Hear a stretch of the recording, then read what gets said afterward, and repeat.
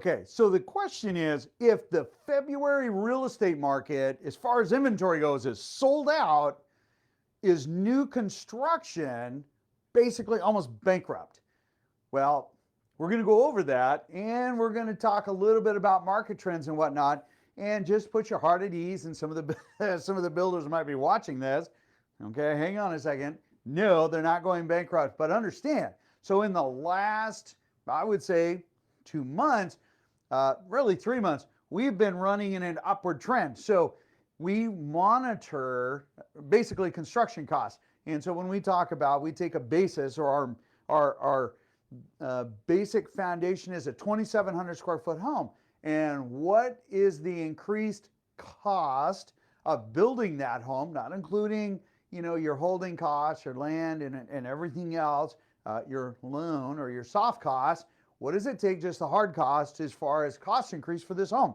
And that directly translates to, well, you guessed it, sales prices. So make sure you subscribe. Make sure that you're sharing this video. Hey, by telling us you're subscribing says, I like your information. It's free.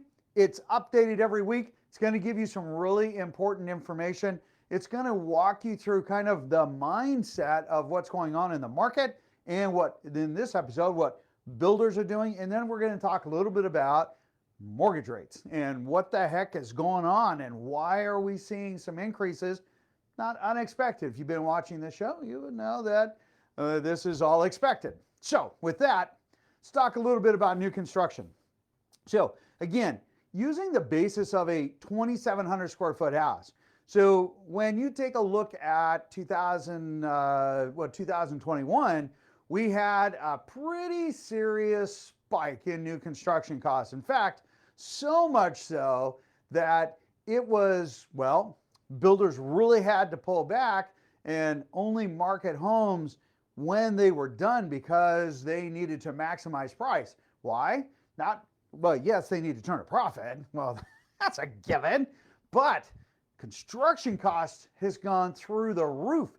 And so it went way up. And in fact, many of you remember that a $7, $8 sheet of plywood, OSB, oriented strand board, wafer board that they use on houses all the time, went from $8 a sheet to almost $90 a sheet. Well, when you figure that you have about 100 sheets or so that go into a house, that is a massive increase. That doesn't include the 2x4s, all of the other building material that was going, the cost of material, and even now, cost of material is going up higher and faster than home prices, than the market price, the market demand for that. So that eats into the builder profit, to where they're looking at less and less profit. So as an example, when we take a look at just the lumber prices, okay, it used to be about $16,000 to frame a 2,700 square foot home. That's 2,700 square feet just to frame it.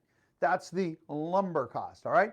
That has gone up nearly $19,000 since we last, saw the nice dip after it went to the crazy prices, and then came back down again, went down to 2018 prices.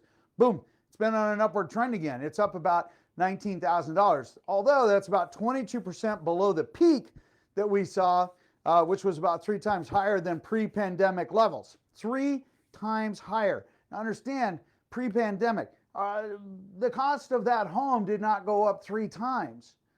Understand that. So builders right now, you guys might be saying, oh, those builders, they're doing these multiple offers, they're starting to cut commissions, they're doing all kinds of crazy stuff. Yeah, no kidding. Why? Because the cost of building that home has gone up.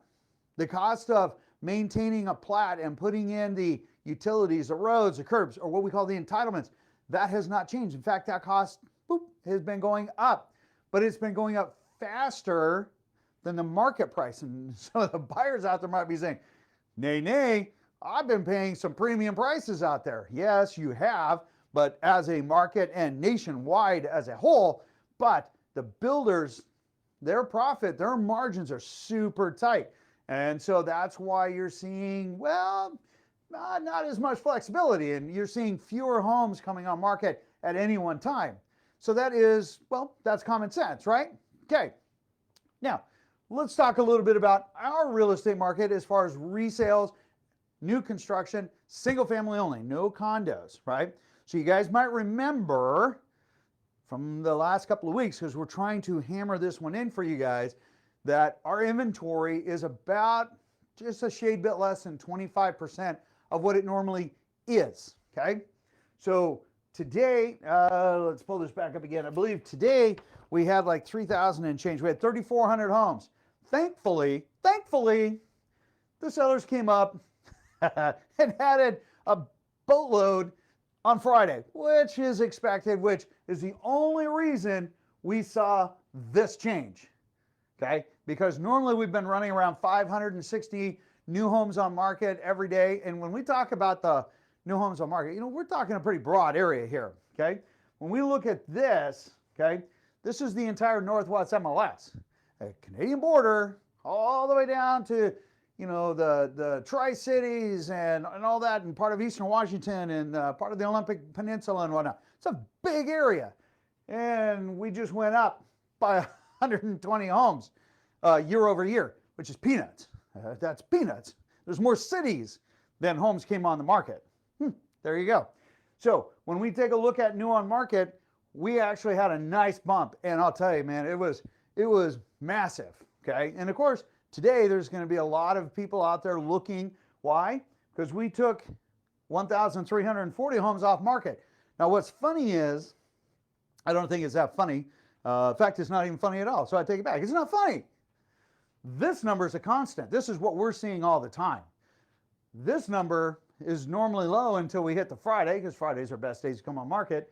And this number's been on its way back up as expected, as we can see over on this side, right?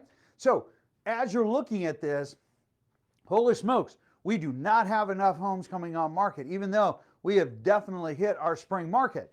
So our inventory year over year is up, I know, wait for it, 120 homes. Wow. Here we're up 0.9% year over year. We're up 90 homes. It's even less of a wow. It's kind of like, it's like one of those, you see in the movies where they have the balloon, right? And then all of a sudden it's like, hey, and then all of a sudden it didn't kind of work out and it goes, right? Just kind of, that's exactly what it's like. Now, for the sellers out there that came on market, I don't mean to take away from any of that. I am super happy that you came on the market. The buyers are super happy that you came out of the market. And the sellers to be, we're ecstatic to see you on the market. In fact, we're going to be so happy to see you, we will come to your house in droves.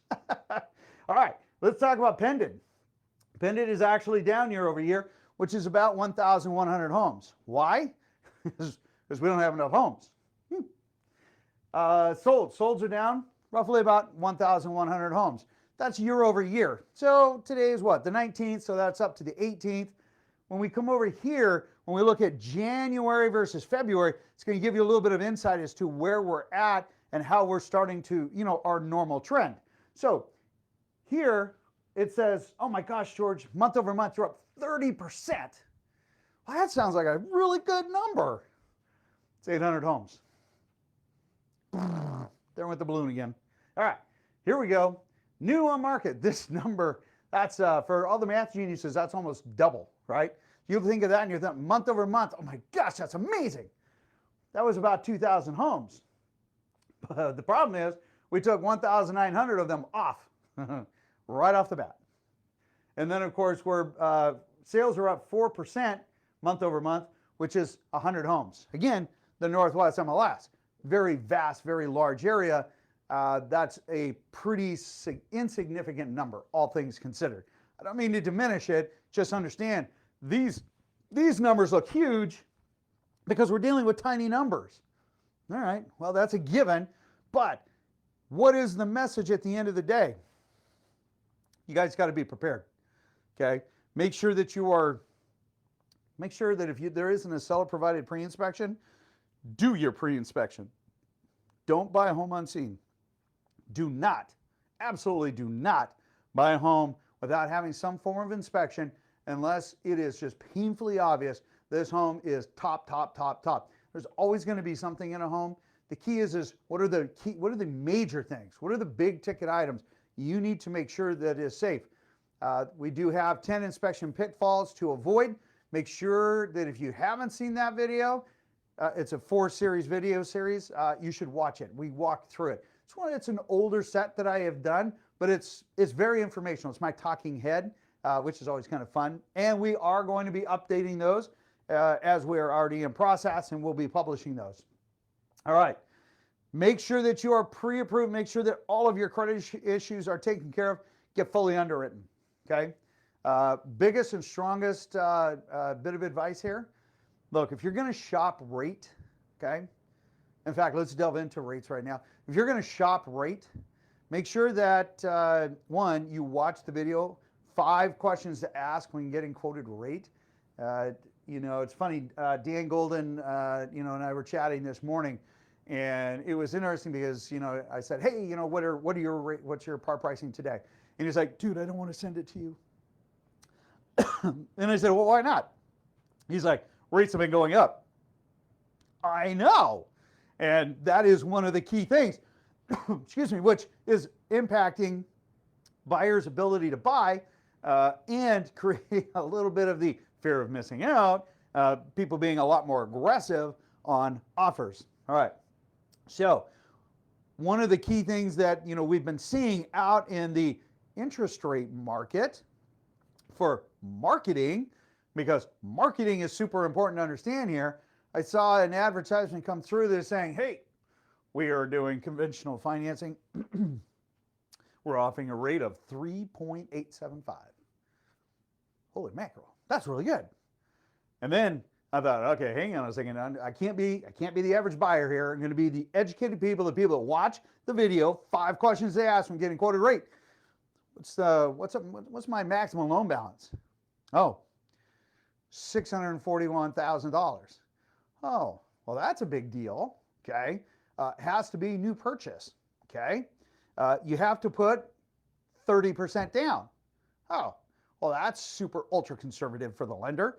And you have to have credit scores above 741. Oh, well, some people might fit into that box.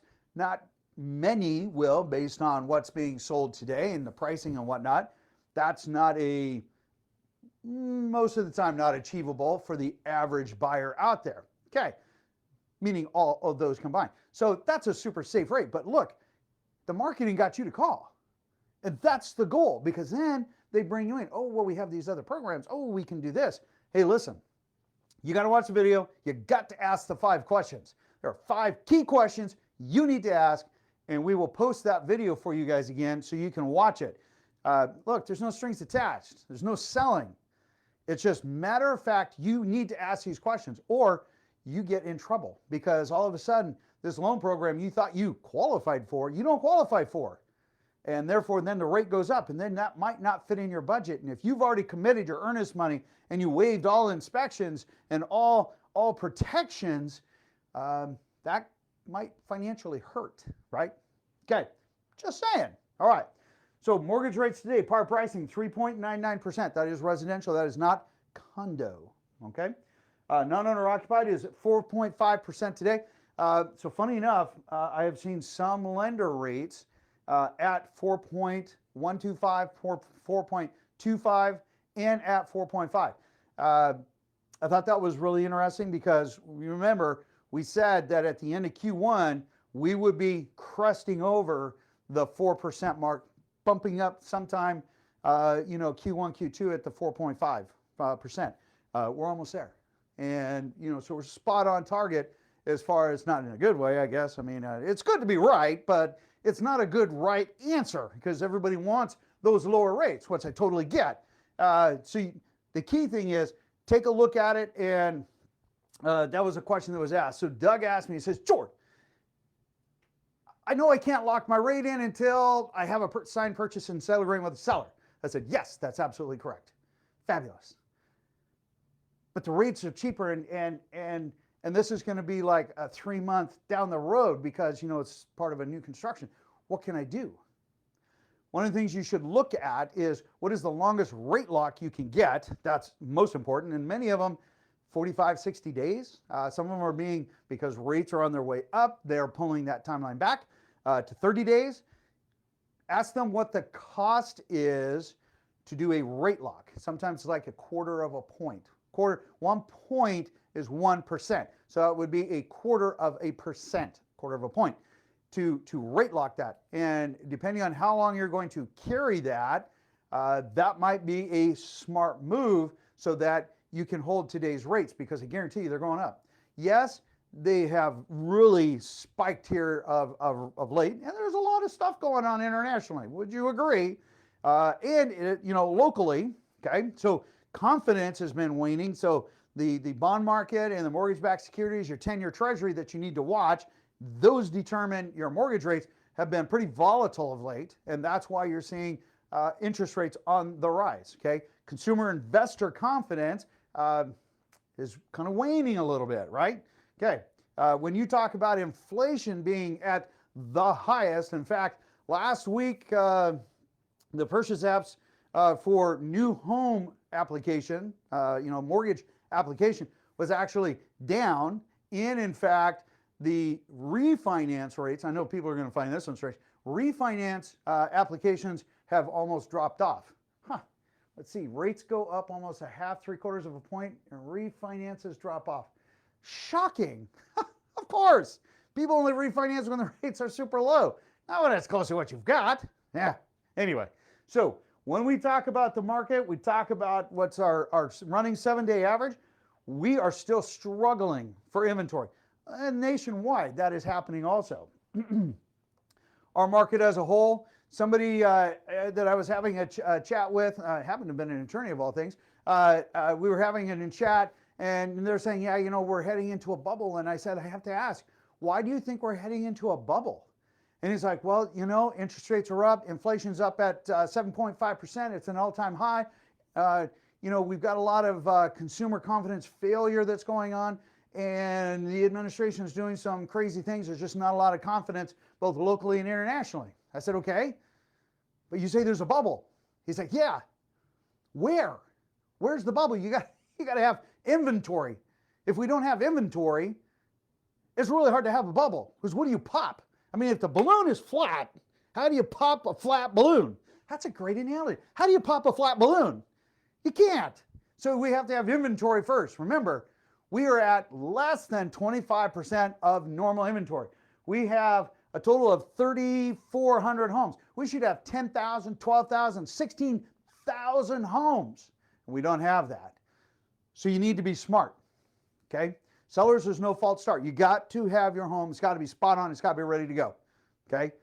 Buyers are willing to pay, I know this is going to sound shocking, buyers are willing to pay 5 to 7% more from the metrics that we have seen for a home that is turnkey. New paint, new carpet, new vinyl, whatever it is. It looks clean, looks fresh, everything's ready to go. I don't have to do anything. I just get to move in and go, hey, they're willing to pay 5 to 7% more for that home. If it becomes I need to paint, I should probably replace the carpet. The carpet's a little worn. It's clean, but yeah, it needs a little wear and tear. Yeah, definitely have to clean. Got to update a bathroom, or, these are kind of dated, things like that. They're not going to get that 5 to 7%, okay? Not as much. So no false starts. Make sure you are ready to go. Buyers, make sure your credit is top. If you're looking at buying a home either now or in the next 6 months, get pre-qualified now. Find out what your credit score is. What do you need to do?